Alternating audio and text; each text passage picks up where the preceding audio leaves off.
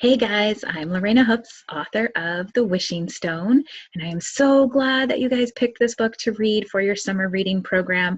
I hope that you enjoy reading it as much as I enjoyed writing it. This book is actually based on my son, Spencer. He's the character right there, and that's his name in the book.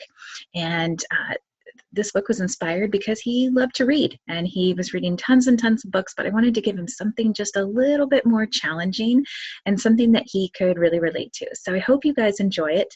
There will be more books coming in the series. So if you like dragons and mermaid people, those are a few things on the list. If you think it's something really great that you would love to read about, let your teacher know and they can get a hold of me. And if I use your idea in a book, I'll send you guys a set so you can read it.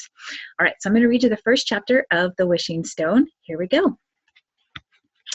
The Stranger. By the way, don't talk to strangers, even though Spencer does in this book.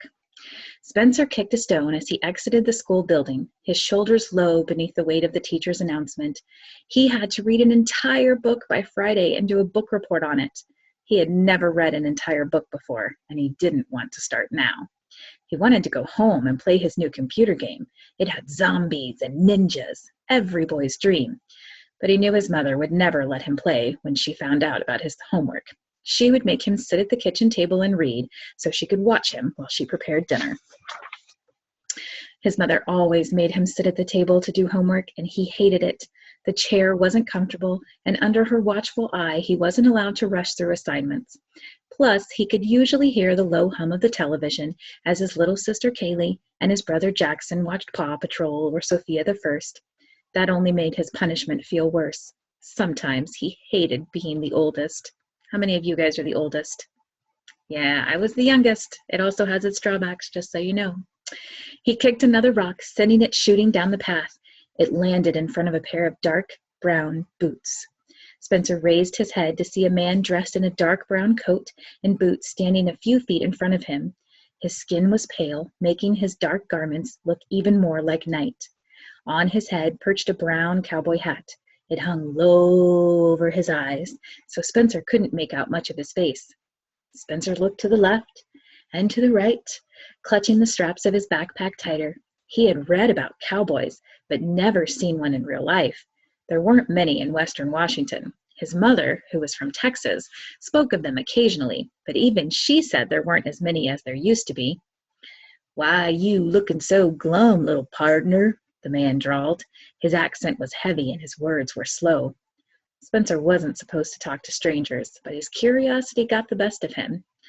"I have to read a book and do a report on it by Friday, and I don't like reading."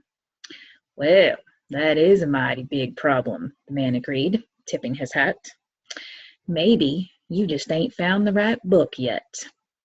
"What do you mean?" Spencer asked, narrowing his eyes at the man. "Books can be full of amazing stories. Once you find one you like, I bet you'll be hooked for life, partner. Here, I got something that might help." He reached into the pocket of his brown duster and pulled something out. It was small enough to fit in his hand. Unable to help himself, Spencer took another step closer. His blue eyes widened as he waited for the man to open his hand. The man's fingers uncurled one at a time to showcase. Here's a picture of Spencer and the man. A rock?